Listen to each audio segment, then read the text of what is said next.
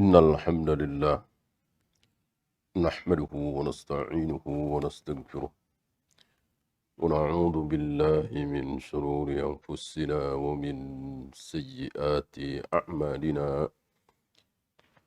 من يهده الله فلا مضل له ومن يضلل فلا هادي له أشهد أن لا إله إلا الله وحده لا شريك له وأشهد أن محمدا عبده ورسوله وبعد.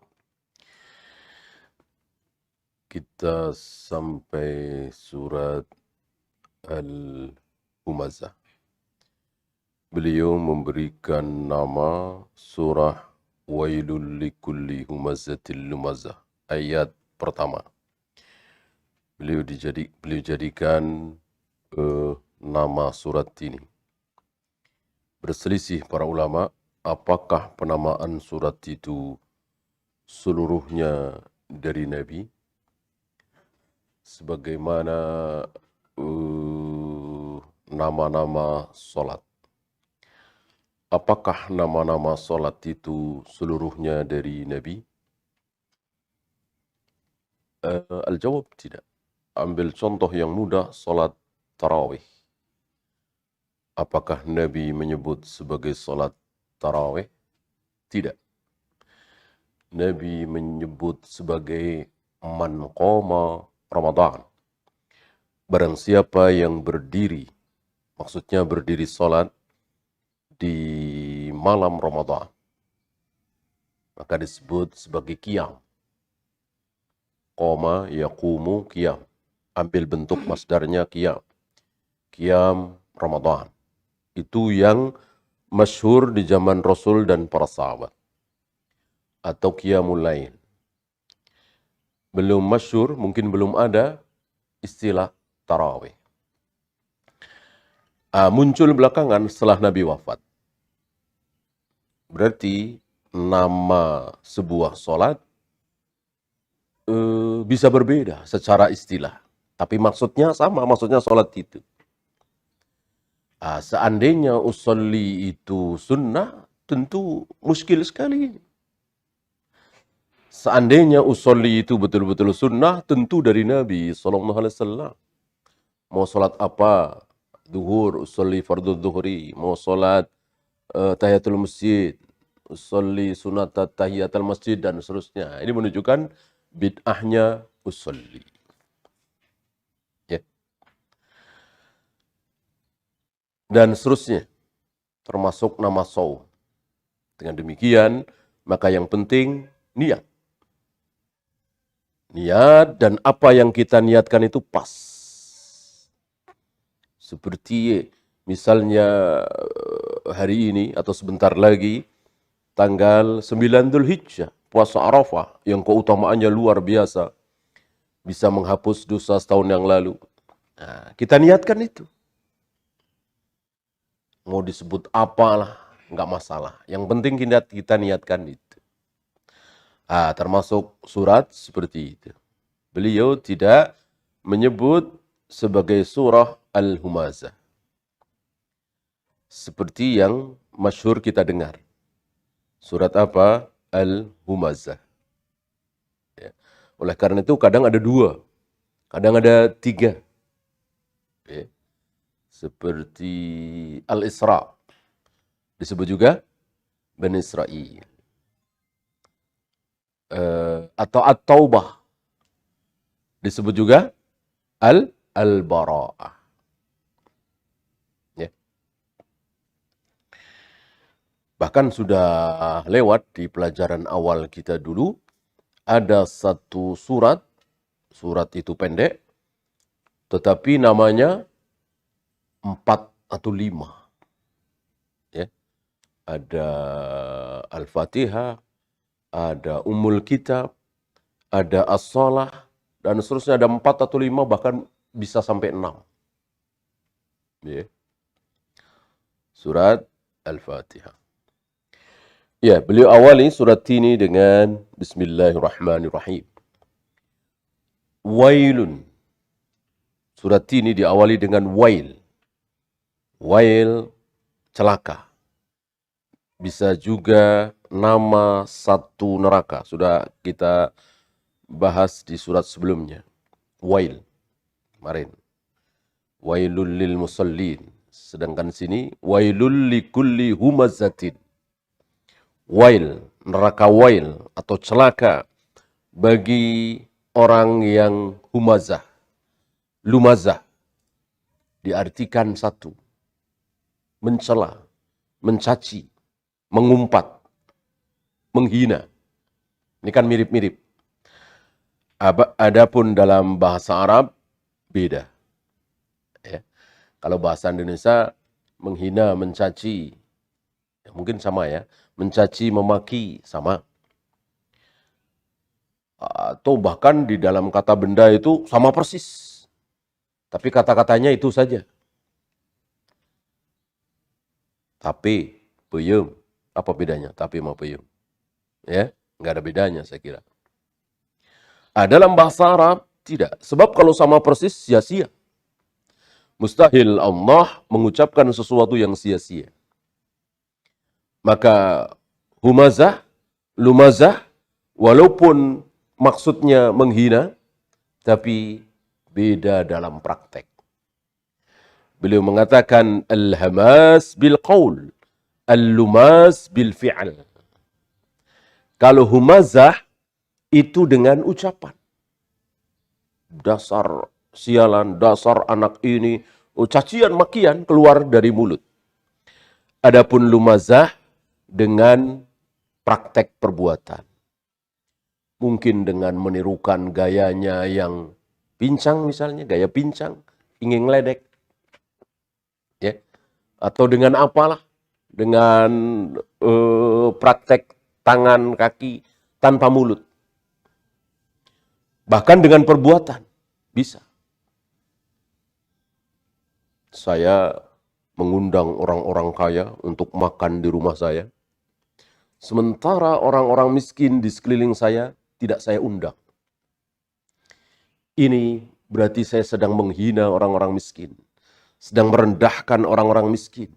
Sedang menyombongkan diri terhadap orang-orang miskin di sekitar saya. Dan Nabi mengatakan seburuk-buruk walimah, seburuk-buruk resepsi adalah yang dihadiri oleh orang-orang yang dia kurang suka hadir. Dan tidak dihadiri oleh orang-orang yang dia ingin sekali hadir. Dia ingin sekali datang. Makan enak itu. Kan ada sate, ada gulai, ada sop, ada ini, ada itu. Apalagi di gedung mewah. Pengen sekali ikut nyicipin. Dia ada di sekitar situ tapi nggak diundang. Yang diundang bupati, menteri misalnya ya. Yang ini beban bagi dia.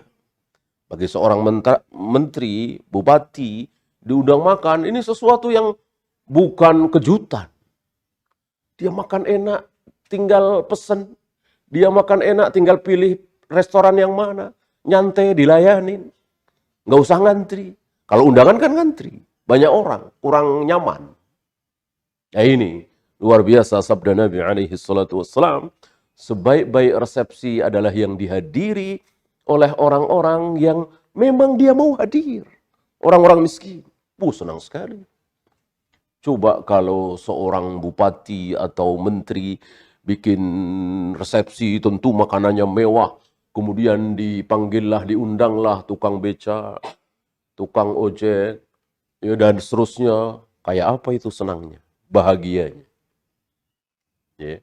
Atau campur nggak masalah. Nggak masalah. Kita diberi pelajaran oleh sholat berjamaah. Di mana yang kaya, yang miskin, yang berpangkat, yang jelata, berkumpul jadi satu. Siapa duluan di depan, yang datang telat ya belakang. Nah seperti itu. Maka dalam walimah haram membedakan tamu undangan. Tidak boleh. Ketika saya diundang oleh antum misalnya. Pak Gubernur juga diundang. Maka hak saya dengan hak gubernur sama. Tidak boleh antum bedakan. Ini karena gubernur tempatnya sebelah sini. Ini karena Anda rakyat biasa sebelah sini. Tidak boleh. Tidak boleh. Dalam undangan tidak boleh membedakan tempat. tidak boleh membedakan makanan. Maka undangan VIP atau VVIP jelas ini menyalahi sunnah.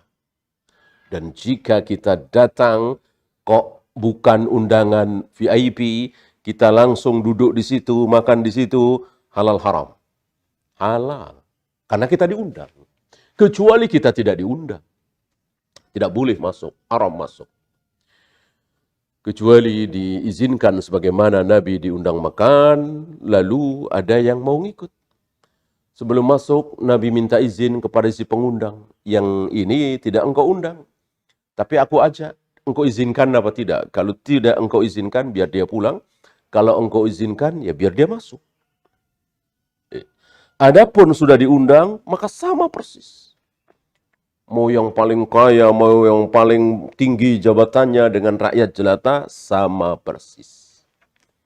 Nah, ini sedikit tentang lumazah. Menghina dengan perbuatan. Dengan sikap. Ya. Kalau diundang walimah, teman-teman dia yang kaya datang. Kalau diundang walimah, teman dia yang miskin, nggak mau datang, padahal dekat. Nah, ini bagian dari lumazah. Praktek. Perbuatan yang membuat orang sakit hati. Kalau humazah, ucapan. Ya. Ini banyak perselisihan, saya tidak bacakan. Alladhi jama'a malan wa'addadah. Orang ini bukan berarti dia harus seperti ini. Ya. Artinya ini sifat-sifat yang buruk yang diancam dengan wail. Setelah sifat dia itu hobi mencaci, hobi memaki, hobi menyakiti sesama manusia, kemudian mengumpulkan harta. Dikumpulkan harta, wa'addadahu dan dihitung-hitung. Orang yang menghitung-hitung menunjukkan bahwa cinta sekali dia terhadap harta tersebut dan berat bagi dia untuk berderma. Makanya ngitung terus. Ya. Mungkin setiap hari atau sehari 2 kali dia keliling di ternaknya. Ini kambingnya berapa, sapinya berapa ratus, kudanya berapa ratus. Zaman dulu. Gitu. Zaman sekarang ya bisa sambil tiduran. Ngecek saldo berapa. Dihitung terus. Seolah kalau keluar sedikit saja musibah besar. Ya. Hari ini ada tagihan dari ini, hari ini harus nyetor, apalagi menyumbang. Maka berat sekali. Ya. Maka di sini kita dilatih oleh Allah untuk tidak terlalu berat. Maka usahakan setiap pagi, setiap hari. Ya. Siapa yang bisa kita tolong, siapa yang bisa kita bantu. Dulu barangkali agak repot kita harus keluar, bawa makanan, bawa uang. Uang dulu juga bukan kertas, ya kan? Dibagi-bagi, sekarang mudah sekali. Apalagi kita punya daftar nomor rekening orang-orang miskin. Ya, kita kasih mungkin sebulan sekali, mungkin 2 minggu sekali. Ya. Untuk mengurangi rasa bakhil kita. Untuk mengurangi rasa cinta kita terhadap harta, terhadap dunia. Ya. Karena memang perlu dilatih. Kalau tidak terlatih ya sebagaimana orang-orang kafir. Dia sewa hiburan semalam sekian ratus juta. Enggak masalah untuk kesenangan dia. Tapi berderma 1 juta, bahkan 500.000, enggak mau dia. Males dia, kalau enggak ada hasilnya. Itulah orang kafir. Karena mereka dunianya ya, surganya ya di dunia ini. Ya, ad-dunya sijnul mu'min wa jannatul kafir. Bahwa dunia ini penjara bagi kaum muslimin, tapi surga bagi orang-orang kafir. Maka mereka sedang menikmati surganya orang-orang kafir itu. Ya. Kita sedang dipenjara. Ya. Walaupun kita kaya raya, tetap secara perbandingan penjara. Ya.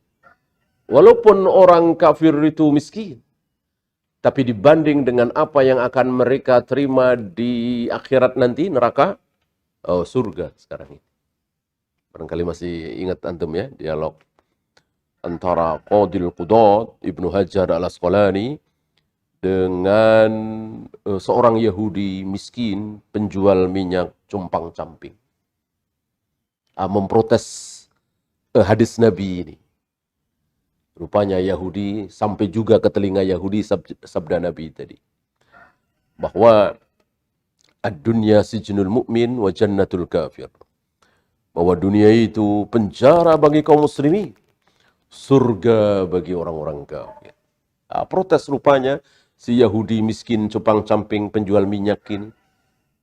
Anda katakan, Nabi Anda katakan, sementara Ibnu Hajar dengan kebesarannya. Kita tahu Ibnu Hajar salah satu ulama yang mungkin senasib dengan Syekh Utsaimin, Syekh Sudais, Syekh bin Bas, Ibnu Hazm. Artinya ulama yang ada di istana, ulama yang ditopang oleh istana, ulama yang dipakai oleh kerajaan. Tentu dimuliakan, difasilitasi oleh negara. Dan itu nggak masalah. Nggak dosa, nggak haram. Ya. Ini berbeda seperti Syalbani misalnya, Imam Syafi'i misalnya, Imam Ahmad apalagi. Tidak dipakai oleh negara, bahkan dimusuhi. Miskin. Bahkan di penjara. Syekhul Islam di penjara sampai meninggal di penjara. Ya. Dan begitulah nasib ulama, beda-beda. Sama dengan nasib kaum muslimin, beda-beda. Bahkan nasib para nabi, para rasul beda-beda. Ada nabi yang kaya raya luar biasa, Nabi Sulaiman, Nabi Daud, Nabi Yusuf. Punya jabatan tinggi. Ada yang jelata. Ada yang sakit bertahun-tahun nggak sembuh-sembuh, Nabi Ayub. Ada yang miskin, rumah saja tidak punya, berpindah dari satu tempat ke tempat lain bersama ibunya. Menghindari kejaran tentara Romawi yang dihasut oleh Yahudi. Ya. Nah, Ibnu Hajar ini dengan kekayaannya, dengan pakaiannya yang bagus, dan itu tidak haram kan? Diprotes oleh seorang Yahudi penjual minyak dengan memprotes hadis tadi. Nabi Anda katakan, katanya dunia ini penjara bagi kalian kaum muslimin. Kok Anda seperti ini? Mana mungkin di penjara seperti ini? Kendaraannya bagus, pakaiannya bagus, uangnya banyak. Sementara kami, yang menurut Anda kami kafir, keadaan seperti ini. Katanya di surga. Ya, compang-camping, miskin, gak ada uang. Dijawab oleh Ibnu Hajar dengan jawaban yang luar biasa. Inilah ulama. Kepikiran apa yang kita tidak kepikiran. Barangkali kalau kita bingung menghadapi pertanyaan si Yahudi. Tapi Ibnu Hajar tidak bingung karena beliau berilmu. Ibnu Hajar mengatakan, aku dalam keadaan seperti ini yang kau lihat, pakaian bagus, kendaraan bagus, banyak uang. Ini penjara bagi kami. Dibanding surga yang akan diterima oleh kaum muslimin. Di surga nggak ada yang dilarang. Semuanya walakum fiha ma tashtahi anfusukum walakum fiha ma tad'un. Apapun yang kalian inginkan pasti terlaksana. Mau ingin apa?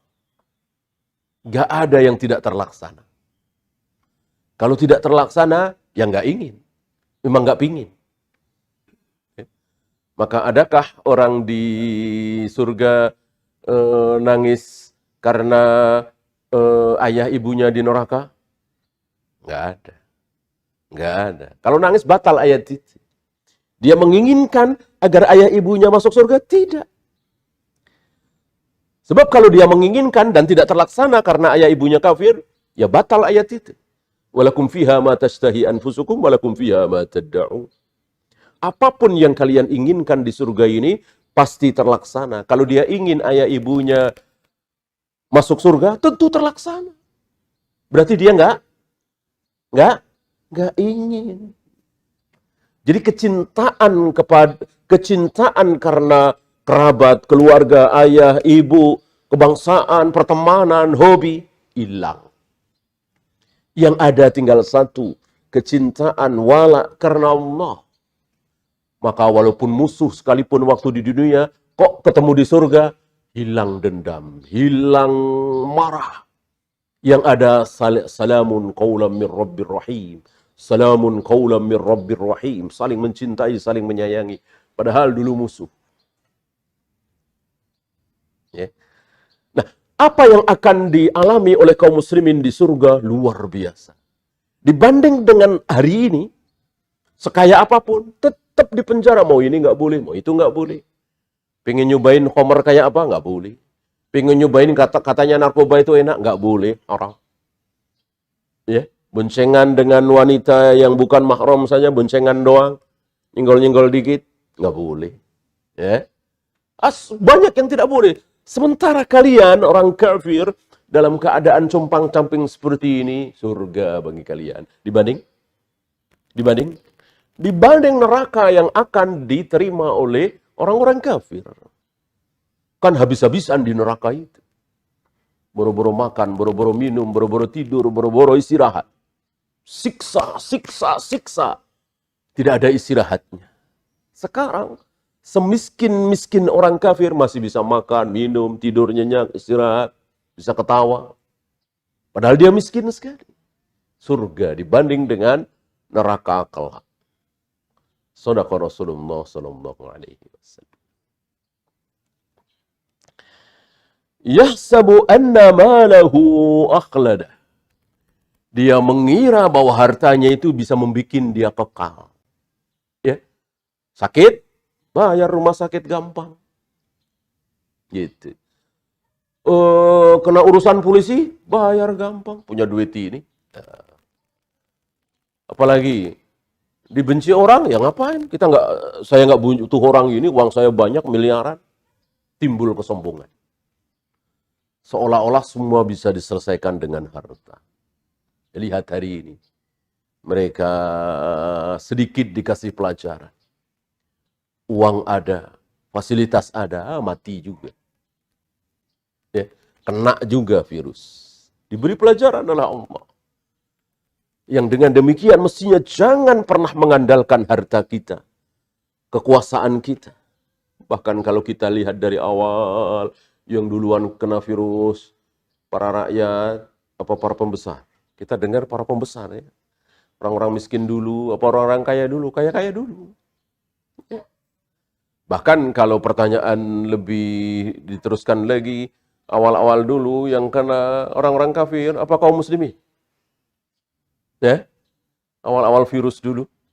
Orang-orang kafir apa kaum muslimin? Orang-orang kafir, dari negeri kafir. Mereka ketakutan luar biasa. Sementara Nabi sudah katakan bahwa ta'un itu azab bagi kaum kafirin. Tapi bagi kaum muslimin, rahmat. Mestinya sambut rahmat ini. Mestinya sikoh dengan sabda Nabi ini rahmat. Sambut rahmat Allah ini dengan ketaatan-ketaatan. Malah masjid ditutup. Masjidil Haram, Masjidil Nabawi ditutup. Sholat renggang. Ketakutan. Akhirnya Allah samakan. Bukan hanya kaum kafiri, yang kafir juga, yang muslim juga. Coba seandainya sunnah Nabi diamalkan. Jangan menghentikan ketaatan. Luar biasa. Biasanya sholat Jumat, enggak. Biasanya sholat berjamaah, enggak. Ini kan luar biasa. Sangat luar biasa. Maka Allah azab sekalian. Bukan hanya kaum kafirin, tapi kaum muslimin juga. Apalagi dengan melakukan berbagai macam bid'ah.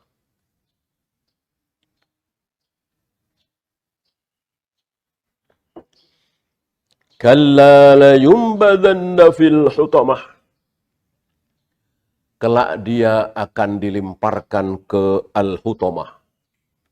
Nama neraka juga. Dilempar. Kalau surga dipersilahkan untuk datang, ada gerbangnya. Ada yang membukanya, yang membuka gerbangnya adalah manusia termulia di muka bumi ini. Dipersilahkan masuk. Bahkan diriwayatkan ada hidangan pertama. Sebelum makan, minum, yang lainnya, sebelum menikmati kecantikan bidadari, ada hidangan awal yang pertama kali dinikmati oleh ahlul jannah. Apa? Min kabidil hut. Hati ikan. Ini berdasarkan jawaban Nabi atas 3 pertanyaan seorang Yahudi yang akhirnya masuk Islam, Abdullah bin Salam. Kenapa seorang anak kadang mirip ayahnya, kadang mirip ibunya? Tanda besar pertama datangnya hari kiamat. Dan makanan apa yang pertama kali dinikmati oleh ahlul jannah.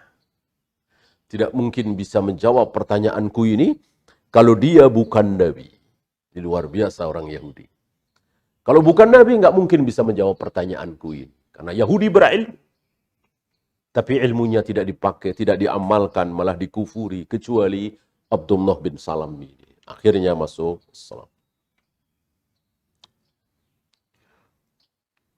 Adapun neraka dilempar. Bahkan ada kalalib. Ada pengait. Yang mengait siapa saja yang dikehendaki oleh Allah yang lewat di atas sirat itu. Wa ma adraka mal hutamah. Tahukah engkau apa hutamah itu? Narullahil muqadah. Api Allah. Apinya Allah, bukan api manusia ya. Bukan api yang kita bikin. Tapi apinya Allah. Kayak apa?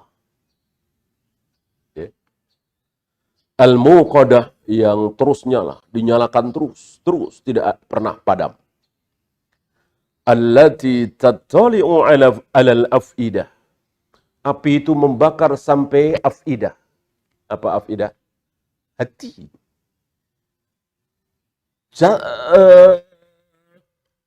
Anggota badan manusia yang paling dalam barangkali ya. Kena. Apalagi tulang, apalagi kulit. Apalagi tangan, kaki, kepala, leher. Hati kena. Jadi membakarnya itu sampai ke hati. Kayak apa itu? Innaha alaihim muqsadah. Innaha hanya kembali ke nar. Api itu muqsadah. Menutupi mereka itu. Jadi bukan di bawah kakinya. Bukan di samping badannya. Itu pun panas sekali. Bayangkan ada api di sini, kita berdiri di sini, panas kan? Ini masuk. Dan apinya api Allah lagi. Ya, ditutup oleh api. Tidak terlihat dia. Muqsadah. Fi amadin, di amad, di tiang-tiang. Ya, tentu tidak bisa lari ke sana, lari kemana, diikat di tiang. Mumaddadah, yang dipanjangkan. Ini sedikit gambaran tentang siksa neraka. Ya. Yang Allah ancamkan kepada orang yang hobinya menghina orang lain. Mencaci, memaki. Dan bakhil.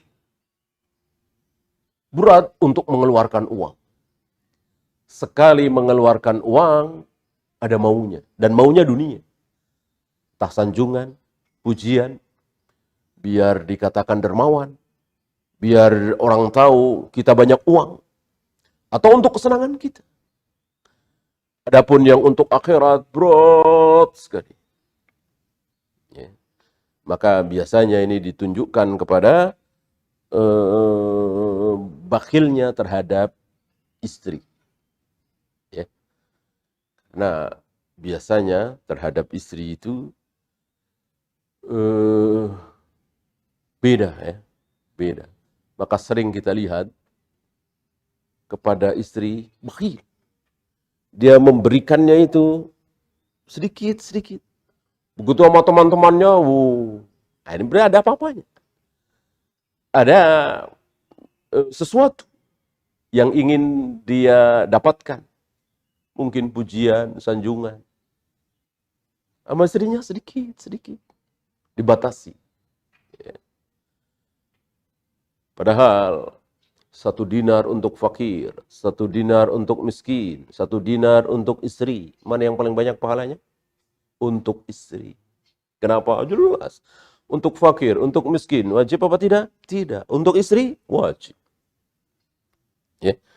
Maka salah satu akhlak seorang muslim tidak bakhil terhadap istri, bahkan berikan hadiah kalau ada. Ya. Wallahu a'lam. Ya, sepertinya tidak ada hadis yang beliau bawakan di tafsir ini.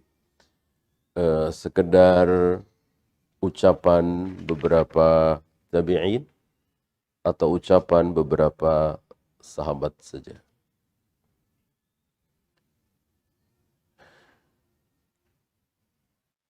Ya, itu saja. Ada pertanyaan, silakan.